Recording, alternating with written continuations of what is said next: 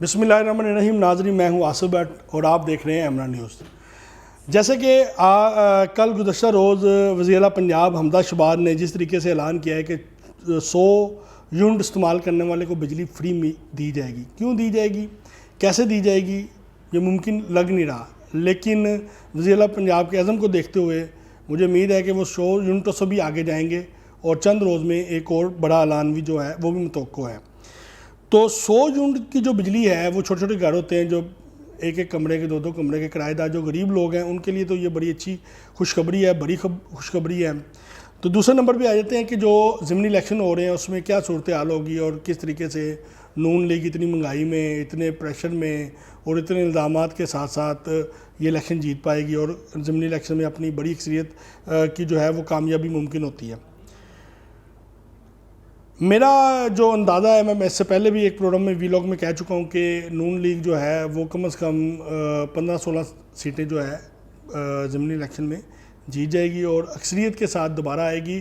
اور 17 جولائی کے بعد جب مسلم لیگ نون بھرپور طاقت کے ساتھ اور بھرپور ووٹنگ کے ساتھ جب آئے گی اسمبلی میں تو وہ بڑے فیصلے بھی کرے گی، عوام کو ریلیف بھی دے گی.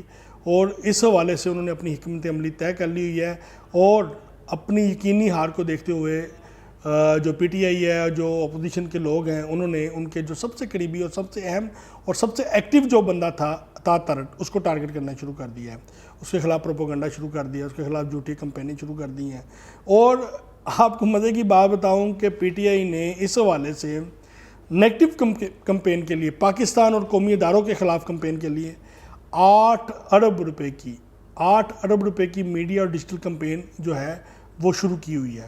مختلف جو ڈیجیٹل کمپنیز ہیں جو کمپین کر رہی ہیں ان کی تک رسائی ہو گئی ہے اور بہت جلد ایک بڑا ایکشن ہوگا جس میں یہ جو ڈیجیٹل نیگیٹو پاکستان کے خلاف کمپین ہو رہی ہے، قومی اداروں کے خلاف ہو رہی ہے، اپنی پاک آرمی کے خلاف ہو رہی ہے، اس طرح کے جو اعلیٰ شخصیات ہیں جن کے خلاف ایک بھرپور مینیج جو کمپین ہے جس میں ان کو غداری کا سرٹیفکیٹ دیا جا رہا ہے، وہ کیا نام اس کو شروع کیا گیا. آپ نے دیکھا تھا کہ جو سابقہ خاتون اول ہیں ان کی بھی ایک ویڈیو آڈیو جو ہے وہ لیک ہوئی ہے. تو آپ یہ دیکھیں کہ کس لیول کے اوپر یہ کمپین ہو رہی ہے کہ اس میں اعلیٰ شخصیات جو ہیں پی ٹی آئی کی وہ اس میں ملوث ہیں. ابھی کئی آڈیوز ویڈیوز مزید ریلیز ہونی ہیں اور کس طریقے سے یہ لوگ پاکستان کی بدنامی کا باعث بن رہے ہیں، کس طریقے سے یہ لوگوں کو گمراہ کر رہے ہیں، کس طریقے سے پاکستان کی ساکھ کو نقصان پہنچایا جا رہا ہے. یہ ایک چیز ماننے والی ہے کہ اس وقت پاکستان میں مہنگائی بہت ہے، لیکن اس کا حل یہ نہیں ہے کہ ہم پاکستان کے خلاف کمپین شروع کر دیں. ہم اپنے قومی اداروں کے خلاف، اپنی عدالتوں کے خلاف، اپنے فوج کے خلاف ہم اپنی کمپین شروع کریں کہ یہ لوگ یہ کر رہے ہیں، ان کو گالیاں دیں کہ آپ اس کے ذمہ دار ہیں. کیا ایسا کبھی ہوا ہے؟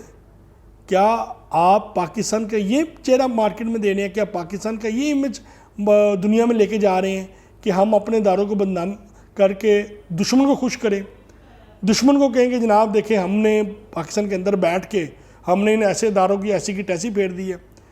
کوئی شرم ہوتی ہے، کوئی حیا ہوتی ہے؟ یہ کوئی بھی پارٹی کرے، چاہے وہ نون لیگ کرے، چاہے وہ پیپل پارٹی کرے، چاہے وہ کاف لیگ کرے، چاہے وہ پی ٹی آئی کرے، وہ سب غلط ہے.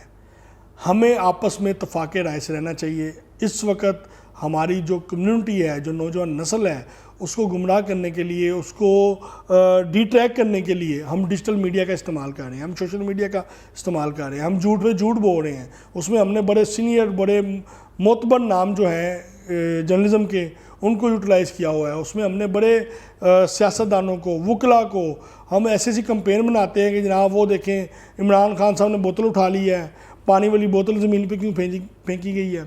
یعنی کہ ایسی چیزیں لائی جا رہی ہیں مارکیٹ میں اور جو عمران خان صاحب کے منہ سے غلط لفظ نکل جاتا ہے اسلامی پوائنٹ آف ویو کے حوالے سے، آپ اس کو نظر وہ یہ کہنا نہیں چاہتے تھے، وہ یہ کر دیا گیا، وہ ان کا اس کا مطلب یہ نہیں تھا، ان کے تلفظوں کی ادائیگی ٹھیک نہیں تھی.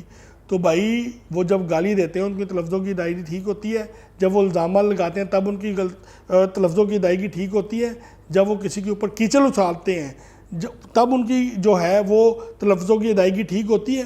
جب ہمارے پیارے نبی حضرت محمد صلی اللہ علیہ وسلم کا نام آتا ہے اس وقت ان کی تلفظوں کی ادائیگی خراب ہو جاتی ہے. جب ہمارے اسلام کے کوئی ایشوز آتے ہیں اس وقت ان کی تلفظوں کی ادائیگی خراب ہو جاتی ہے.